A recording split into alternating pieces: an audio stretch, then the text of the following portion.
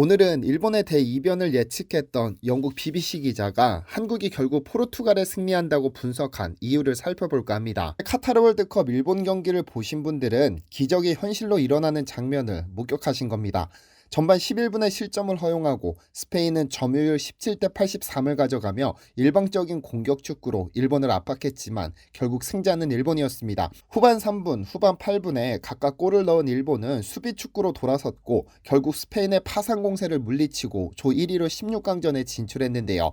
역사적인 만행이나 정치인들의 야비함과는 별개로 이번 경기에서 일본은 한국이 나아갈 길을 제시했습니다. 아니 아시아팀이 세계 강호를 잡는 방법을 알려준 경기를 펼쳤다 해도 과언은 아닌데요. 그런데 오늘 밤 열리는 카타르 월드컵 포르투갈전에서 한국도 일본과 같은 기적을 일으키지 말라는 법은 없습니다. 그리고 한국이 포르투갈을 잡고 16강전에 진출할 것으로 예측한 전문가가 있습니다.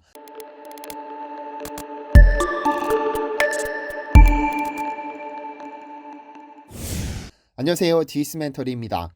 1991년 영국 프리미어리그 노리치 시티에서 선수 생활을 시작한 크리스 서튼이라는 인물이 있습니다. 은퇴 후 현재 영국 BBC와 BT 스포츠에서 축구 전문 패널로 활동 중인데 축구 경력을 살린 경험을 바탕으로 촌철살인급 분석으로 유명세를 떨쳤습니다.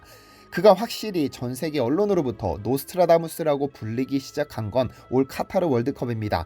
왜냐면 조별 예선 최고의 이변으로 꼽혔던 경기인 일본 독일 경기의 승리를 정확히 예측했기 때문인데요. 세계 랭킹 24위의 일본이 세계 랭킹 11위의 독일을 상대로 2대1 승리를 거둘 것이라 예측한 전문가는 아마 서튼이 유일할 텐데 아무리 세계 랭킹 11위라고는 하지만 전차 강국 독일이 일본에 패할 것이라 예상하기는 쉽지 않았습니다. 그럼에도 그는 자신의 예상 스코어를 BBC를 통해 보도했는데 결과는 정확히 들어맞았습니다. 그는 이미 한국 우루과이전에서 H조는 예측이 쉽지 않아 혼자 몇 번이나 결과를 바꿨다며 승패 예상을 내놨는데 득점까지 맞추지는 못했으나 한국과 우루과이가 동점을 기록할 것이라 예측했고 이 역시 들어맞았습니다. 12경기 중 9경기의 승패 및 무승부 결과를 맞춰 인간 문어라는 별명을 갖게 됐죠. 그런데 서튼이 이제 조별리그 마지막 경기를 앞둔 한국에게 희망이 될 만한 예측을 내놔 기추가 주목되고 있습니다. 그는 조별리그 마지막 경기에서 한국이 포르투갈에 1대0으로 승리할 것이라 예상했는데요.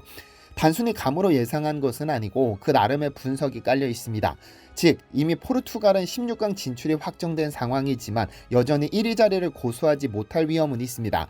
왜냐면 현재 한국이 속한 H조는 상당한 경우의 수가 남아있는데 만약 한국이 포르투갈에 승리하고 가나가 우루과이를 잡는다면 포르투갈은 1위가 아닌 2위로 조별리그를 통과할 가능성이 있습니다. 그렇게 될 경우 G조 1위가 확실시되는 브라질을 상대하게 되는데 브라질은 무서운 상대죠. 만약 한국전의 승리에 1위로 진출한다면 좀 덜 버거운 상대와 만나게 되는 만큼 포르투갈이 특히 호날두가 최선을 다할 여지는 있습니다. 다만 서튼의 예상은 다릅니다. 포르투갈과 가나의 골득실을 따져봤을 때 3골 앞선 상황이기 때문에 일부 선수들에게 충분히 휴식을 주어도 한국전 승리를 예상하고 있습니다.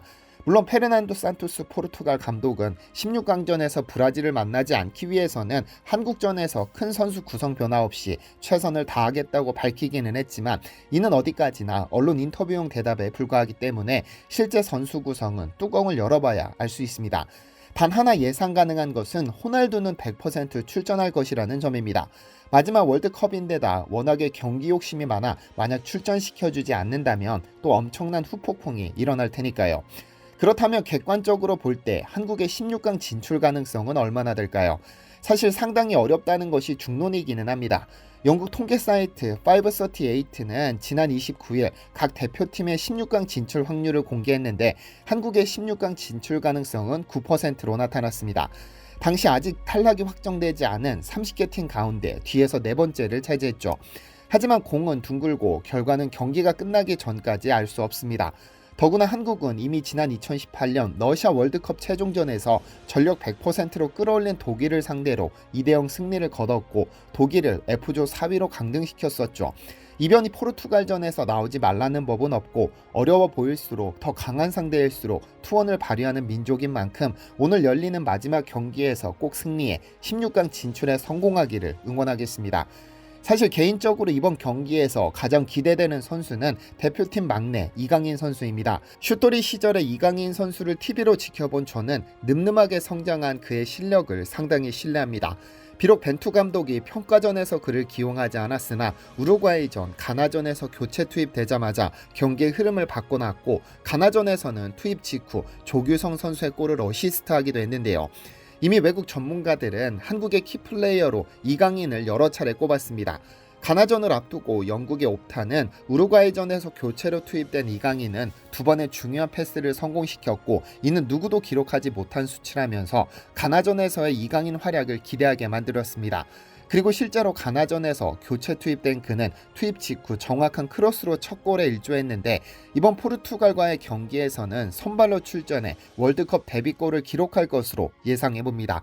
마지막이 될지도 모를 오늘 경기에서 우리 선수들의 활약을 디시멘터리가 응원하겠습니다. 디시멘터리에서는 여러분의 제보를 기다립니다. 제 채널에서 다뤘으면 좋겠는 뉴스 또는 널리 알려졌으면 하는 영상은 디시멘터리 네이버.com으로 보내주시면 소중히 제작하겠습니다. 시청해주셔서 감사합니다.